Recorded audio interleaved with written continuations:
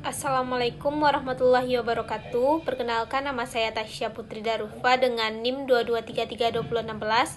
Baiklah, di sini saya akan mempresentasikan ujian akhir evaluasi pembelajaran tari, yaitu yang pertama yaitu yang akan dibacakan oleh saya sendiri, yaitu pada bagian yang pertama tingkat kesukaran dengan diameter P sama dengan indeks kesukaran, dan B banyak tes T yang menjawab betul, sedangkan JS yaitu jumlah peserta tes.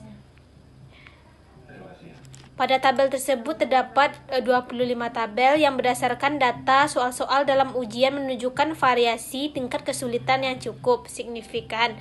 Soal dengan tingkat kesulitan sulit atau seperti soal 1, 2, 7, 14, 8, 23, dan 24 memiliki persentase siswa yang menjawab benar sangat rendah, di bawah 30%. Soal-soal ini kemungkinan besar terlalu teknis atau tidak dipahami dengan baik oleh sebagian besar siswa, sehingga perlu dievaluasi dan disederhanakan untuk meningkatkan pemahaman. Sebaiknya soal-soal yang tergolong mudah, misalnya soal 10, 11, 19, dan 22, menunjukkan tingkat keberhasilan yang sangat tinggi dengan lebih dari 60% siswa yang menjawab benar. Soal-soal ini mungkin terlalu sederhana atau familiar bagi siswa, sehingga tidak efektif dalam mengukur kemampuan mereka secara lebih mendalam. Untuk menciptakan ujian yang lebih seimbang dan efektif dalam menilai kemampuan siswa secara menyeluruh, disarankan untuk memperbanyak soal dengan tingkat kesulitan moderat dan meninjau ulang soal-soal yang terlalu mudah atau terlalu sulit. Sekian presentasi dari saya. Kita lanjutkan. Assalamualaikum warahmatullahi wabarakatuh. Perkenalkan, nama saya Adapsi Cutama Putri dengan NIM 2233256. Baiklah, di sini saya akan melanjutkan presentasi yang kedua, yaitu daya pembeda. Rumus daya pembeda yaitu D sama dengan BA per JA dikurang BB per JB sama dengan PA dikurang PB.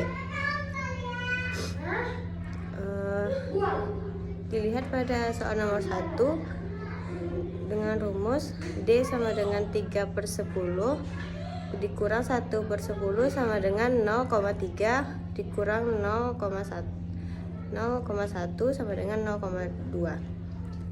Yang nomor 2, D sama dengan 0/10 dikurang 2/10 sama dengan 0,2 dan dikurang 0,2 sama dengan minus 0,2. Begitu seterusnya.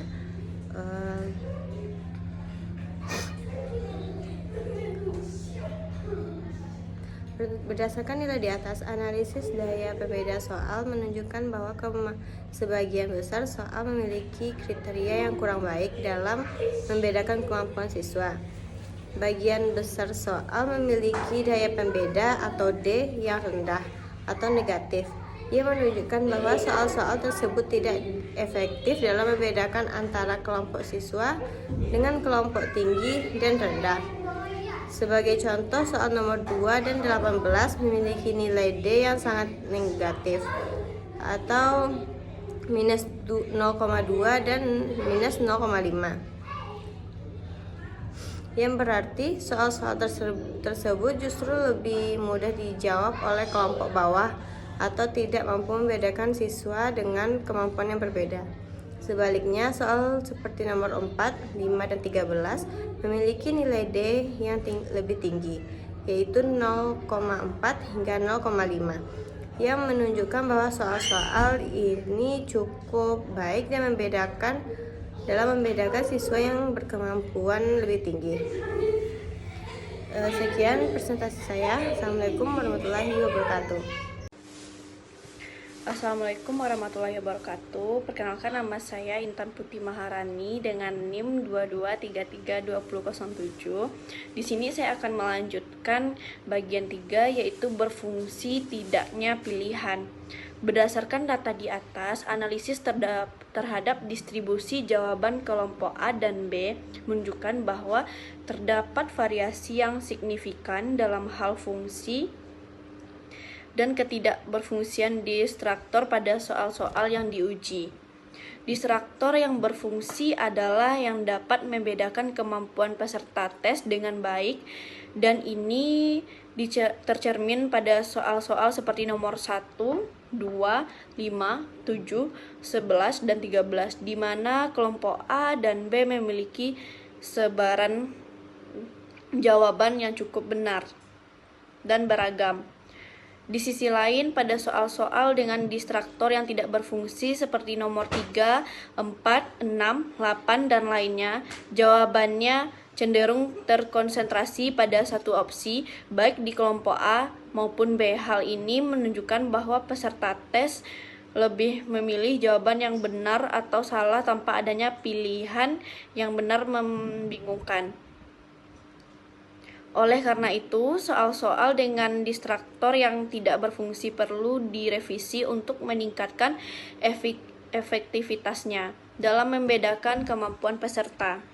Sementara, soal-soal dengan distruktor yang berfungsi menunjukkan kualitas soal yang lebih baik dalam proses evaluasi. Baik, hanya itu yang dapat saya sampaikan. Saya kembalikan kepada moderator. Assalamualaikum warahmatullahi wabarakatuh. Saya Dinda Mafitri dengan NIM 22332046. Di sini saya akan melanjutkan yang nomor 4, yaitu analisis kemampuan siswa atau mahasiswa. Yang A, skor siswa atau mahasiswa. Siswa yang pertama, siswa 1, jawaban benar yaitu dengan skor 44%. Siswa 2, jawaban yang benar 8, skornya 32%. Siswa 3, jawaban yang benar 14 dengan skor 56. Siswa 4, jawaban benar 13 dengan skor 52%. Siswa 5 dengan jawaban benar 13, skornya 52%. Siswa 6, jawaban benar 6 dengan skor 24%. Siswa 7, jawaban benar 12 dengan skor 48%. Siswa 8, jawaban benar 15 dengan skor 60%. Siswa 9, jawaban benar 13 dengan skor 52%. Siswa 10, jawaban benar 4 dengan skor 16%. Siswa 11, jawaban benar 12 dengan skor 48%. Siswa 12, jawaban benar 11 dengan skor 44%. Siswa 13, jawaban benar 13 dengan skor 52%. Siswa 14, jawaban benar 11 dengan skor 44%. Siswa 15, jawaban benar 10 dengan skor 40%. Siswa 16, jawaban benar 12 dengan skor 48%. Siswa 17 dengan skor jawaban benar 8 dengan skor 32%. Siswa 18, jawaban benar 11 dengan skor 44%. Siswa 19, jawaban benar 8 dengan skor 32%. Siswa 20, jawaban 8 dengan skor 32%. Berdasarkan analisis skor siswa, terlihat adanya variasi kemampuan yang cukup signifikan di antara 20 siswa yang diuji. Sebanyak 60 siswa atau 30% memperoleh skor lebih dari 50%, menunjukkan kemampuan di atas rata-rata, sementara sebagian besar siswa, yakni 7 siswa 35%, memperoleh skor di bawah 40%, menandakan kesulitan dalam memahami materi ujian. Rata-rata skor siswa berkisar antara 16% hingga 60%, mencapai tingkat yang optimal. Hal ini menunjukkan bahwa sebagian siswa membutuhkan perhatian khusus, mungkin melalui pendekatan pembelajaran tambahan atau metode pengajaran yang lebih sesuai untuk meningkatkan pemahaman mereka dan hasil ujian di masa depan. Baiklah, selanjutnya yaitu skor butir. Berdasarkan analisis skor butir soal, terdapat variasi yang signifikan dalam tingkat kesulitan setiap soal yang diujikan. Soal nomor 10 memiliki skor tertinggi yaitu 90%, yang menunjukkan bahwa mayoritas siswa dapat menjawab soal ini dengan benar. Mengidentifikasikan soal ini relatif mudah. Di sisi lain, soal nomor 14 memiliki skor terendah yaitu 5%. Yang menunjukkan bahwa hanya sedikit siswa yang dapat menjawab soal-soal ini dengan benar, menandakan soal ini sangat sulit bagi sebagian besar peserta ujian.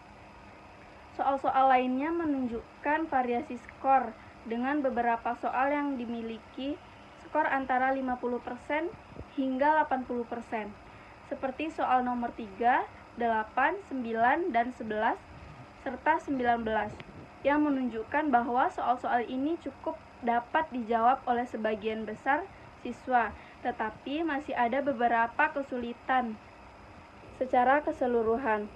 Soal-soal dengan skor rendah di bawah 40% seperti nomor 1, 2, 7, 17, 18, 23, 24, dan 25 menunjukkan bahwa soal-soal ini lebih sulit bagi sebagian besar peserta ujian dan memerlukan perbaikan untuk meningkatkan daya pembeda dan kesesuaiannya dengan kemampuan siswa.